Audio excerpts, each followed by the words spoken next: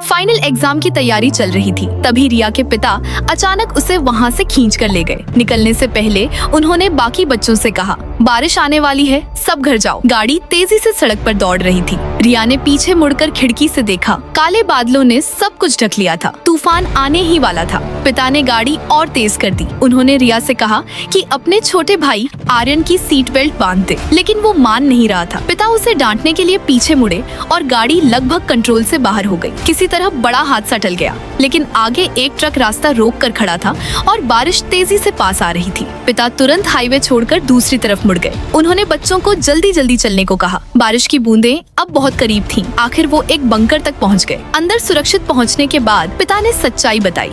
उस बारिश में एक खतरनाक वायरस था जो इंसानियत को खत्म कर सकता था। उन्होंने कहा कि अब वही आखिरी उम्मीद है। फिर उन्होंने रिया से कहा कि अपने भाई का ध्यान रखना। इसके बाद उन्होंने हजमत सूट पहना और बंकर से बाहर चले गए। 10 मिनट भी नहीं हुए थे कि बाहर जोर जोर से दरवाजा पीटने की आवाजें आने लगीं। रिया को लगा पिता वापस आ गए हैं। माँ ने कहा, यह नामुमकिन है क्योंकि पिता खुद दरवाजा खोल सकते थे। लेकिन जैसे ही वो पीछे मुड़ी, रिया और उसका भाई आर्यन गायब थे। दोनों दौड़ते हुए दरवाजे तक पहुँचे और उत्साह में उसे खोल दिया। बाहर खड़ा आदमी उनका पिता नहीं था। उसका शरीर बुरी तरह कांप रहा था और उसने तुरंत छोटे भाई की शर्ट पकड़ ली, जैसे उसे घसीट कर ले जाएगा। माँ भागती हुई बाहर आई और उस आदमी से भिड़ गई, लेकिन बारिश में भीगते ही वो खतरे में आ गई। डर के मारे रिया ने बस एक ही काम किया, दरवाजा बंद कर दिया और माँ को बाहर छोड़ दिया। बाहर से माँ की चीखें सुनाई देती रहीं। रिया और उसका भाई जमीन पर गिर पड़े, अपराध बोध से टूटे हुए। दिन गुजरते गए। पिता कभी वापस नहीं आए। बाहर की दुनिया से संपर्क भी खत्म हो चुका था। बंकर ही उनका घर बन गया और जेल भी। साल बाद उसका भाई आर्यन बड़ा हो चुका था। राशन लगभग खत्म होने लगा था। वह अब इस जिंदगी से तंग आ गया था। रिया ने उसे समझाने की कोशिश की, लेकिन गुस्से में उसने कांच तोड़ दिया। वह बाहर जाना चाहता था। आखिर मजबूर होकर रिया ने सूट पहना, हिम्मत जुटाई और दरवाजा खोला। बाहर कोई नहीं था, ना खाना